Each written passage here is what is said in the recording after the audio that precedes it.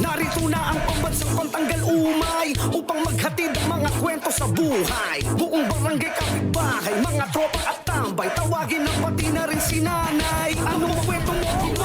Logan na yan, saan ka man naroon? Logan na yan, gusto mong mapanood? Logan na yan, imatyogan na yan, imatyogan na yan, imatyogan na yan. Hello, Galogs! Isagad na natin to the max mga kwentong may dating at angs. Ako ang inyong pambansang pantagalumay, kaka Mark Logan, at ito ang top 5 mga kwentong Mark Logan.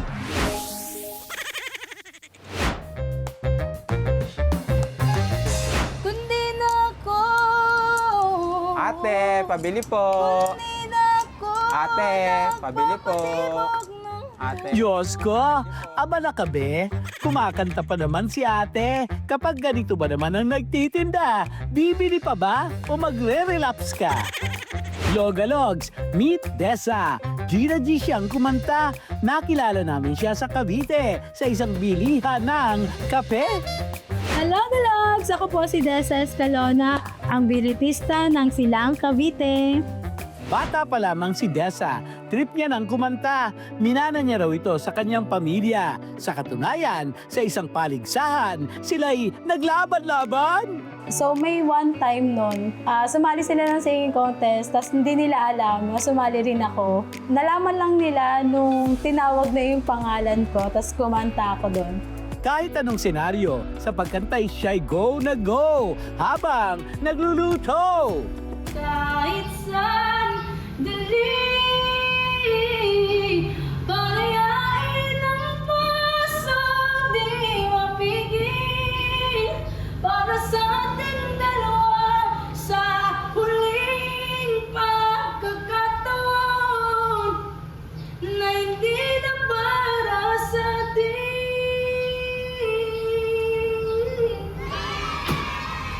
Isa raw sa pangarap ni Dessa ang magka-concert siya. O ayan, ang entablado. I-flex mo ang iyong talento. Nobody in all of us knows that is or was is ever gonna bring me down, bring me down. Oh.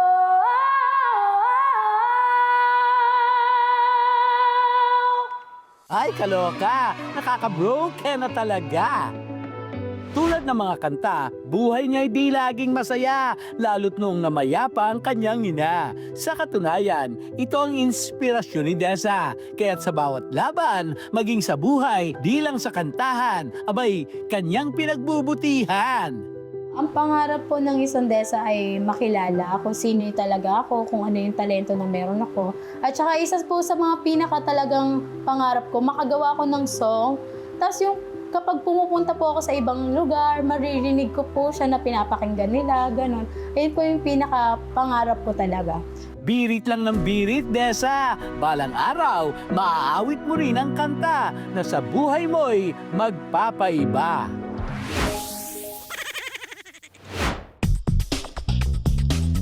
Sa umaga, taho ang isa sa mga bida. Taho! Taho!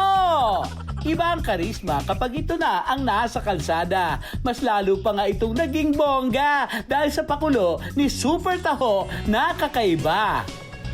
Dito sa Cebu City, nakilala namin ang taho vendor na may kakaibang diskarte. Ibahin niyo raw ang kanyang atake. Way niya raw ito para isalba ang mga Tom Goods sa kalye. Tulong! Spider-Man! Tulong! Ano nangyari sa'yo? Nagugutom ako. Huwag kang mag-alala. Sagot ko yung guto mo. Maraming salamat. Ito na. Maraming salamat, Spider-Man. Nabusog ako. You're my hero. Sinusuot niya ay iba't ibang costume lang naman. Mayroong Iron Man at Spider-Man. Hanep, change career na ang mga superhero. Nagbenta na ng taho. Wow! 10 taon nang nagbebenta si Kuya Jojo. Pero taong 2023, lumakas ang kita ng taho! Uy, na-change career na pala si Kwan, Spider-Man. The best ang tao ni Spider-Man. Okay kayo. Lami. Naisipan kong magsuot ng costume sa pagbibinta ng tao nung madumal na ang binta tapos kailangan mo nang gumawa ng pakulo para maingganyo yung mga customer na bumili. Yung nag-costume ako, hindi ako nag-costume, yung binta napakadali lang maubos ng tao ko kaysa hindi ako naka-costume.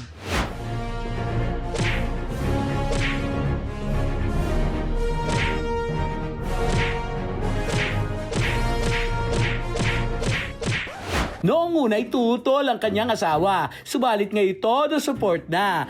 Unang-una, parang ayaw kong mag-costume siya kasi alam mo naman yung panahon ngayon kasi hindi makita yung mukha. Pinagbigyan ko na lang siya kasi gusto niya para din yun sa diskarte niya yun eh. Ang dahilan kung bakit ako nagsisipag sa buhay, unang-una yung pamilya ko talaga, tapos yung kahirapan, sir, kailangan mong hindi mo mapasunod sa anak mo yung hirap na dinanas mo, sir. Ituloy mo lang ang pagsalba sa kumakalam na sikmura. Hindi ka lang pantawid gutom, pantawid lungkot pa. Pinapaligaya mo ang marami dahil sa amazing mong creativity. Katulad ng mga superhero, magtatagumpay ka rin sa dulo.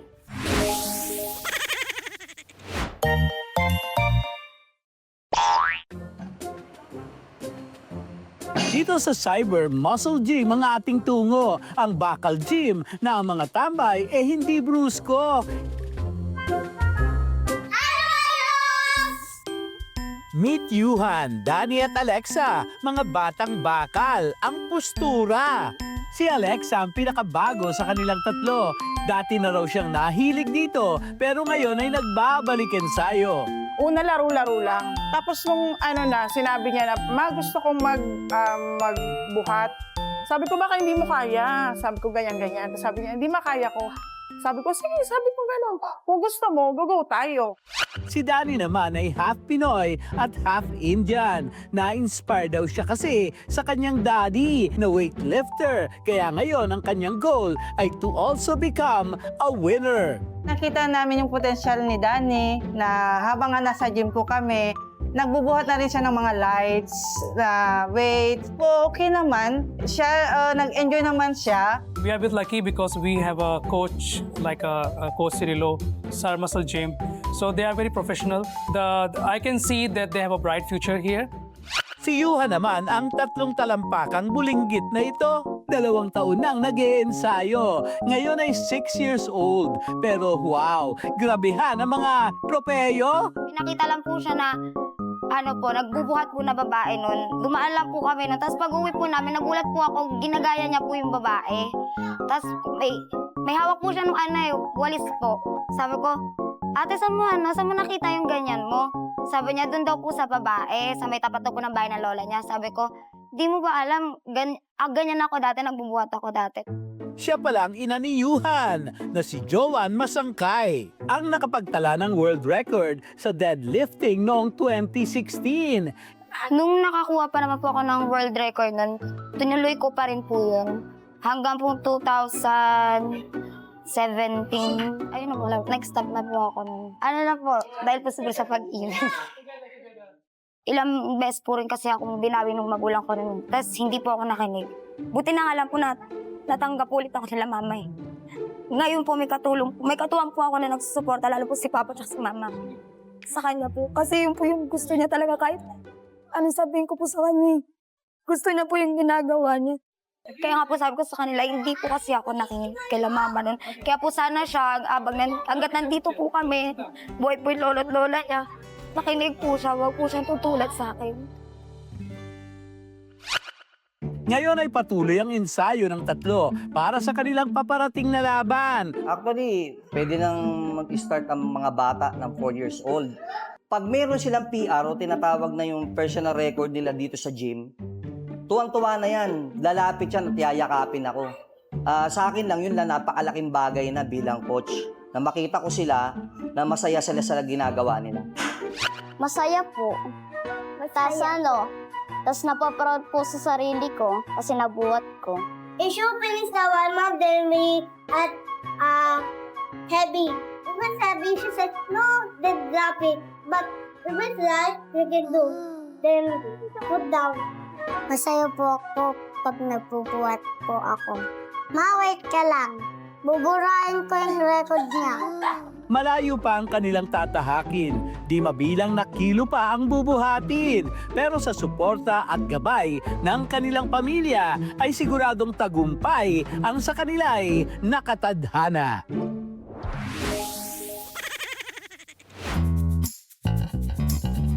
Ang Flores de Mayong inaabangan hindi lang para sa mga naggagandahan, sa makikisig at nagwagwapuhan, pati na rin sa saksakan ng kakyutan. Dahil ang ating mga alaga game na game sa sagala. Kaya dito sa Quezon City, nagtipon sina Muning at Brownie. Kesehod ang malikot, pabonggahan ang suot. Ang karamihan ay behave. Kulang na lang magpa-bebe wave. Siyempre, para complete package, pati mga fur parent ay savage. Hindi na raw uso ang catwalk sa mga pusang tila inaantok. Nananahimik kasi sa bahay. Magtiis kayong mangalay. Ang bumibida rin sa sagala, mga rescue dogs mula sa opisina. Ginawa natin siyang titulo ng kampanya natin. So, tagapagtanggol, naaapi, among others. So, ginawa natin siyang consistent with our advocacy of responsible pet parenting and of course the celebration po ng strong human-animal bond po ng pets and their humans. Nakatawag din ng atensyon ang asong si Lisel at si Kuya Eton.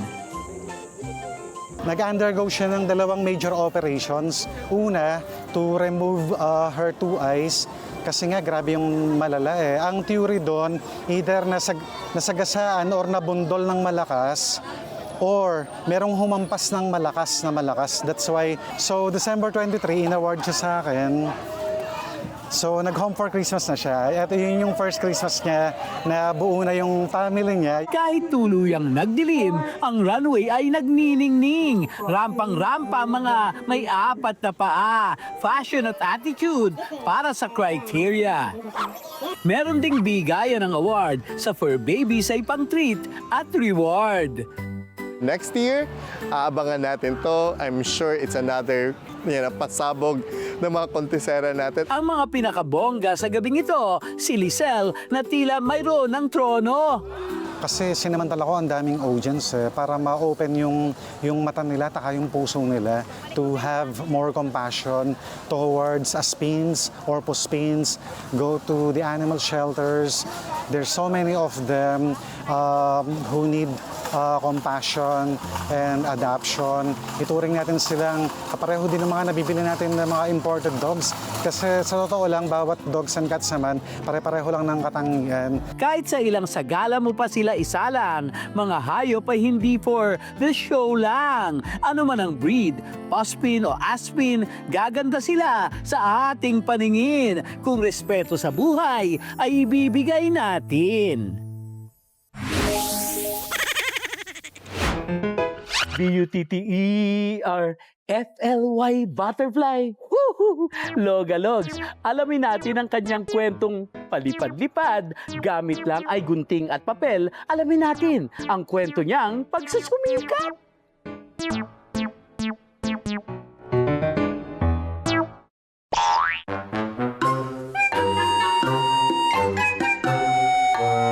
Hello, Galogs! Hawak ang gunting, papel at malawak na imahinasyon. Pinatunayan niya na ang sining walang limitasyon. Siya si Bads Magsumbol, artist at founder ng Paper Cutters Guild of the Philippines. Ang cut above the rest na hindi lang basta gumugupit dahil ang simpleng papel ay kaya niyang gawing isang obra na so lupet!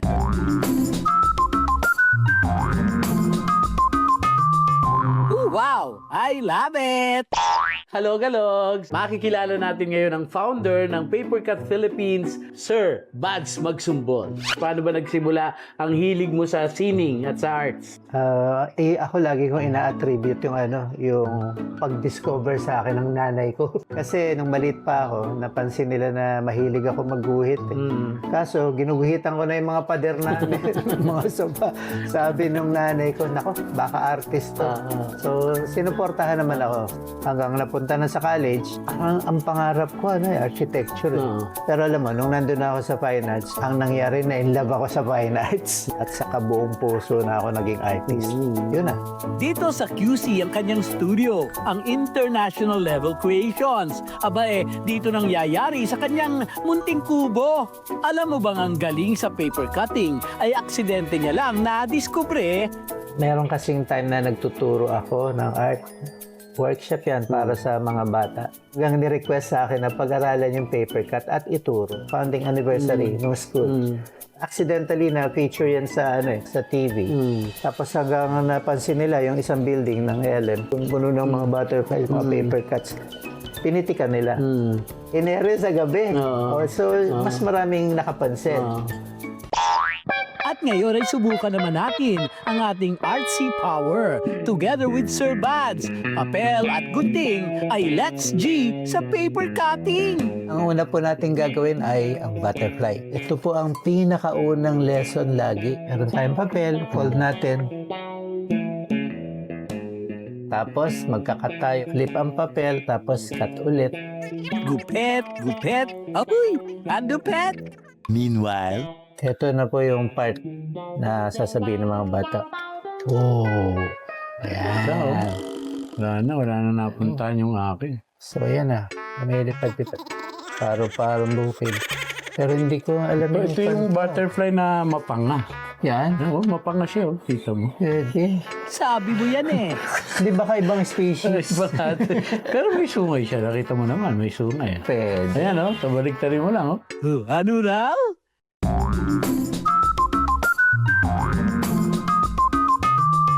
O, diba? Sa gunting at papel, carry mong lumikha ng obra.